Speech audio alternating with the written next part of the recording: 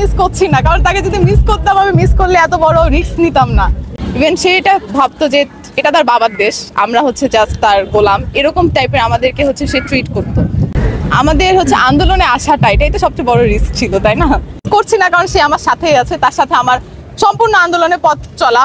সে আমার বান্ধবী, হিমি পাশে দাঁড়ায় আছে, আসতেছে না। সো আমি কাউকে, আর আমার আরেকজন বান্ধবী ছিল, সে হচ্ছে ঐশী, তার নাম।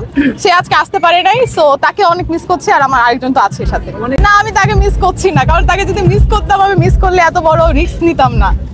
আমাদের হচ্ছে আন্দোলনে আসাটা এটাই তো সবচেয়ে বড় রিস্ক ছিল, তাই না?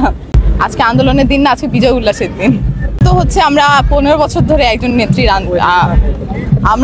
নেত্রীর আন্ডারে ছিলাম। সে কিনা হচ্ছে ফ্যাসিস্ট ছিল। তো তার সরকার পতন ঘটে আজকে, সেটারই আনন্দের দিন, সেটারই হচ্ছে বিজয় উল্লাসের দিন আজকে।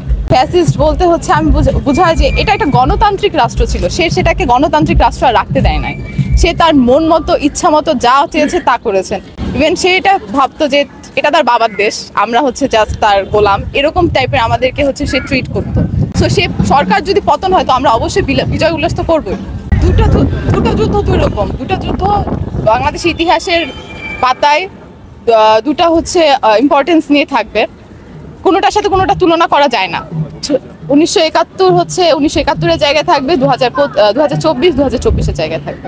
স্বৈরাচার মুক্ত বাংলাদেশ অনেক ভালো লাগছে, আপনাদের সাথে কথা বলতে পারছি, আমার মনের কথা খুলে বলতে পারছি, এর থেকে বড় আশা আর কি।